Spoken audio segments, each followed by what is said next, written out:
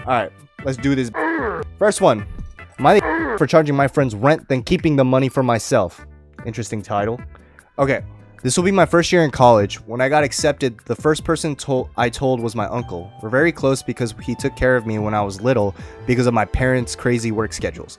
Anyway, my grades were good enough to get me in, but not good enough to get me any scholarships. That means I'll have to take out loans for tuition and work my expenses.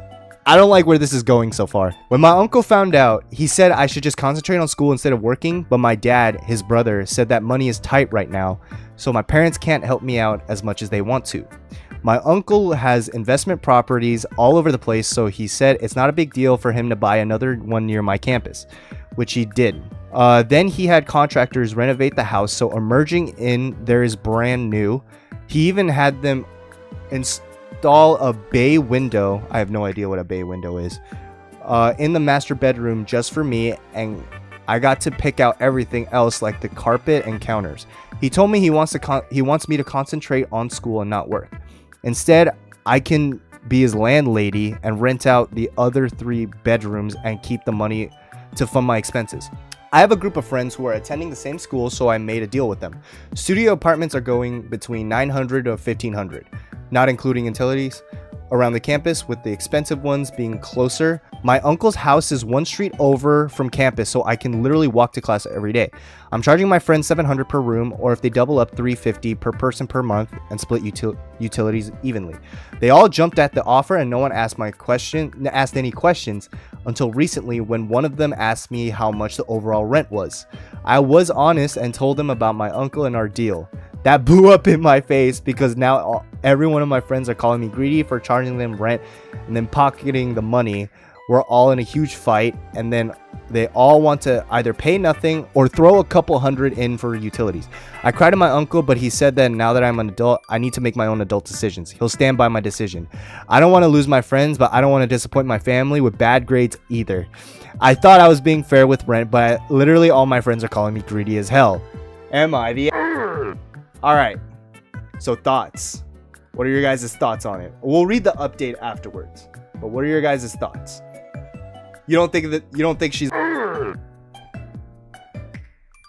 That's a clean plan? I mean, true, it's kind of clean, but the only thing for me... Well, okay, Revel, she's charging $700 a person, right? She's charging $700 a person, which is a lot cheaper than... like she said, a studio apartment. How much is regular rent? Regular rent, she said, in that area ranges from $900 to $1,500, and she's charging them $700 per month, and that's not including utilities either. So it's probably going to be an extra 100 or something for utilities. Yeah, honestly, like personally, I don't think she's that. Mainly because I had a friend who was in the same position. He was living with someone else we knew that owned the apartment that they were living in. Like, her parents bought it, and the apartment's under her name, so she's in charge, and she charges my friend like rent when she doesn't have to pay for anything. I think it all depends on how she goes about if they can't afford it, because the only part of my friend's story that I thought the other person was when he got laid off, and he asked, can I have an extension on my rent? And she said, that's not how it works. At that moment, I think you're... But if it's just straight up just $700 per rent, but I don't have to pay anything, I think that's fair. Okay, I want to look at a few of the comments before I go on the update. So the comment said, you're not... They're getting a great deal, but instead of focusing on that, they're seething with envy. Your uncle didn't buy and renovate that home, so your jealous friends could have a free place to live. He invested in that home so you could have a place to stay and an income while you're in school. Don't back down, OP. Your friends are not entitled to a free roof over their heads just because you have one. I completely agree. I think it makes sense that she doesn't have to pay, because at the end of the day, her uncle is it her uncle or is it her dad? Huh? Either way, like it makes sense. Like, her family is the one that bought it, so therefore it should technically be her property. All right, personally, okay, look, I don't think she is, because At the end of the day, like, it is her family's property. That's just me, personally. I don't know. Before we go with the update, what do you guys think happened? Do you think she lost all of her friends? Or do you think they're like, they understood and like they're cool with it? I think she ended up losing them. Honestly, I'm starting to go through. I'm thinking that too, low-key. Update. Thank you for reading my post and giving me advice. I went to my uncle, this time without crying, and told him some of the advice given on here and asked him for advice. This time, he didn't tell me to make my own adult decisions, and he told me he was waiting for this conversation. This is what we agreed to do. I texted all my friends, former, and told them because of the arguments and hurt feelings, we can no longer live together. So she told them to leave. Yeah, my uncle offered to work out a lease for me in the beginning, but I refused because these were my friends. Because no one signed a lease, we didn't have to break any. I was worried about them, so actually that's a really good point. There was no lease. They didn't agree to like they didn't agree with this. Cuz like they need some sort of documentation to prove that they were okay with paying rent, but there was none. I completely forgot about that. I was worried about them suing, but my uncle said that the law in our state requires anything to do with real estate being in writing. Exactly, that's what I'm saying. Unlike other situations, real estate deals cannot be oral, so I'm good. This time, I took him up on the offer of creating a lease for me to have new tenants sign.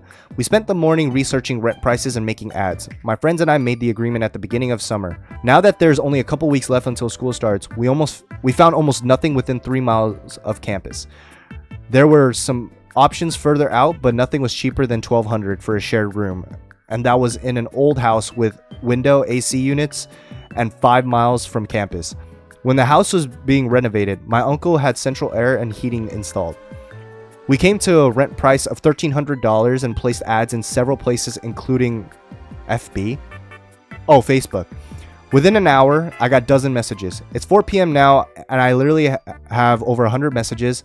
Many of them don't even need to see the house in person. Based off the pictures and location, they want to submit their application today.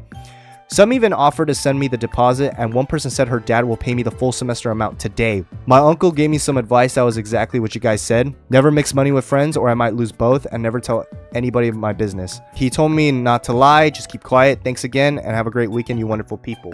So she just lost everybody. None of them wanted to... Wait. Yeah, former. She said former.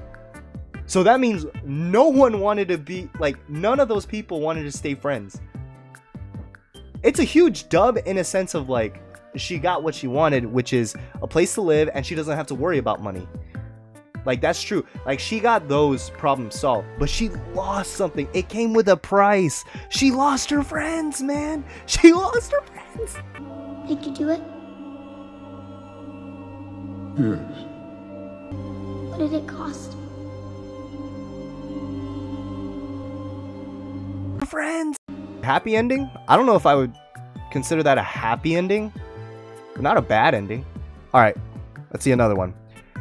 I'm following Shoota but not subbed. But my reason is because I'm saving up for the upcoming G Fuel flavor. G Fuel. You got your priority set, not the... Alright. Am I for telling my dad's girlfriend that she's a gold digger? Wait. Before we actually read it, what do you guys think? Or not? I low-key think that the OP is... Because this is just based on the fact that we have no details so far because we haven't read it. This is just straight up, you literally went up to your dad's girlfriend, potentially your stepmother, potentially, I'm not saying she is, but potentially your stepmother, and just straight up call her a gold digger. I think just doing that, again, no details yet, but just doing that straight up, that's... My dad is pretty rich, is retired at 50. Wow, retired at 50. He was dating this woman, Laura, for a couple years, and it worried me that she was just after his money. She's 35. That's not that bad. At that age, it's not that bad. My dad said he'd never marry or have any more kids besides me, 24, male, because he wants to leave everything to me. Last year, Dad texted me and said he had some good news about him and Laura. I thought they were going to get married, and I was going to tell him to get a prenuptial to make sure our family money stays in the family. No, he and Laura were going to... What?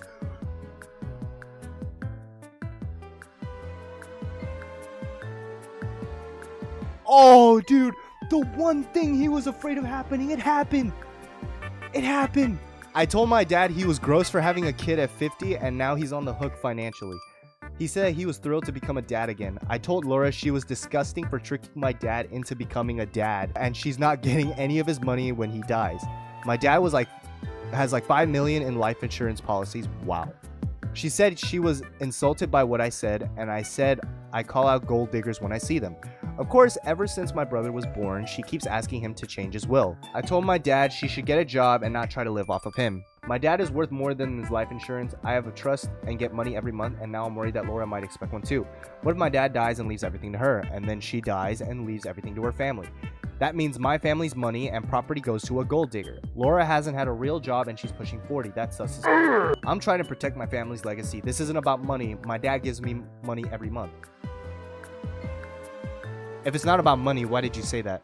Actually, I do work. I work for my dad by running errands and helping around the house. Oh my gosh. Oh my gosh. Believe it or not, I work harder than my friend's parents. You're out here talking about, oh, it's not about money. And then you mention money literally in the next sentence. And then your next one is saying you get paid for doing you should already be doing, errands. How is anyone gonna live without doing errands? Okay, after reading those last two edits, not for me. I don't think. Oh wait, no. Is the stepmom isn't the. I think the kid, the son is the. If he didn't put in the last two edits, I would have said not. But because of those two alone, he's definitely. This guy needs a real reality check. Let's see what the comment said. Yes, to make sure our family stays in the family. It's not our money, it's his money. That's exactly how it's coming off to me. Not even going to bother with the obvious, and that is that your sibling, the baby, is family as his mother. If you're calling out gold diggers, did you first look in the mirror? That's exactly what you sound like. Snaps for equivalent secret 26. Snaps. I could not have said it better. Yeah, honestly, this guy. This guy's he's a little. Time for the next one. Am I the for wanting my son's ex-girlfriend around when my son introduces his new girlfriend? My son introduced us to his ex-girlfriend, who I'll call Heather, 6 years ago. They were dating for 4 years, and Heather was hinting at him proposing. However, they broke up when my son got drunk and ranted about how much he wanted to break up with her, what he hated about her, and how she wasn't his type. I mean, better to do that than just linger it on and not have a happy relationship. Heather went through his phone and saw messages on how he was planning to break up with her before he went on a trip with friends. He wanted to break up with her for a while, but never did. It was his friends who convinced him. Heather broke up with him first, and she was a mess. My husband and I love Heather, and after they broke up, we were disappointed in our son, but we still love him. She comes to dinner a few times. Wait, we still talk to Heather. They still talk to her, dude. She comes to dinner a few times a month, and we invite her to holidays and our birthdays. My son gets upset at this, but we kept inviting her. My son has started dating a new girl for a few months, and he wants us to meet her for the first time before he leaves to her country and meet her family. He made it clear Heather was not to come. While I would accept that condition, it doesn't sound like he would. I think it would be the best for his new girlfriend to know how my son acted.